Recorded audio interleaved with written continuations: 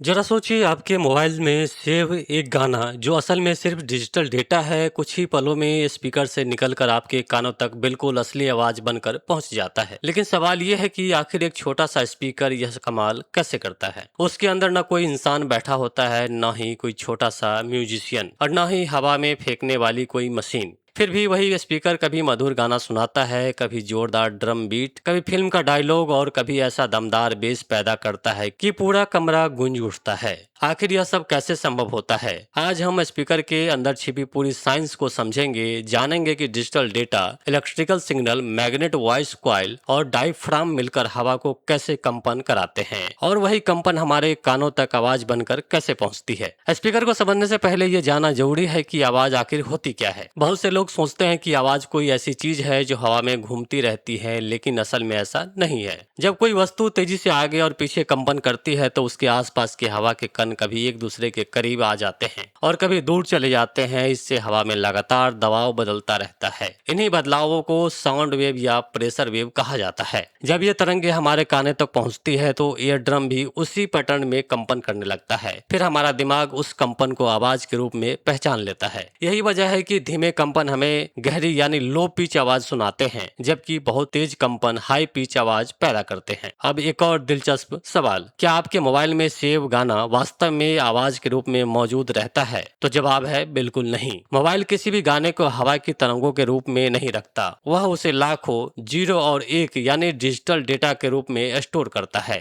जब आप play button दबाते हैं तो फोन का प्रोसेसर उस डेटा को पढ़ता है। उसके बाद डिजिटल टू एनालॉग कन्वर्टर, जिसे डीएसी कहा जाता है, इस डिजिटल जानकारी को लगातार बदलने वाले इलेक्ट्रिकल सिग्नल में बदल देता है। यही इलेक्ट्रिकल सिग्नल स्पीकर तक पहुंचता है, लेकिन इस समय तक भी आवाज पैदा नहीं हुई होती है। असल काम तो अब शुरू होता है। दुनिया में सबसे ज्यादा इस्तेमाल होने वाला स्पीकर डायनेमिक स्पीकर कहलाता है। यही तकनीक mobile, TV, Bluetooth speaker, home theatre, car audio system और कई ईयरफोन में इस्तेमाल होती है। एक सामान्य डायनेमिक स्पीकर 5 मुख्य हिस्सों में मिलकर बना होता है। परमानेंट मैग्नेट, जो एक मजबूत मैग्नेटिक फील्ड बनाता है। वॉइस कॉइल, तांबे या एल्युमिनियम की पतली तार से बनी कुंडली जिसमें ऑडियो सिग्नल गुजरता है। कोन या डायफ्राम, हल्का लेकिन मजबूत हिस्सा जो हवा को धक्का देता है। स्पाइडर और सस्पेंशन, जो कोन को सही दिशा में संतुलित रखते हैं। फ्रेम और डस्ट कैप, जो पूरे स्पीकर को मजबूती और सुरक्षा देते हैं। इन सभी पार्ट्स का अपना अपना काम होता है, लेकिन आवाज बनाने का सबसे बड़ा role permanent magnet, voice coil और कोन निभाते हैं। भाग 2 में बताएंगे कि वॉइस कॉइल और मैग्नेट मिलकर कोन को कैसे हिलाते हैं, हवा में साउंड वेव कैसे बनती है और अलग अलग आवाजें जैसे बास, ट्रबल, वॉइस एक ही स्पीकर से कैसे निकलती है। तो दोस्तों, अब तक आपने समझ लिया कि आवाज आखिर होती क्या है, मोबाइल में सेव गाना किस रूप में मौजूद रहता है और स्पीकर के अंदर कौन कौन से मुख्य पार्ट्स होते हैं। लेकिन अभी तक आवाज बनी नहीं है।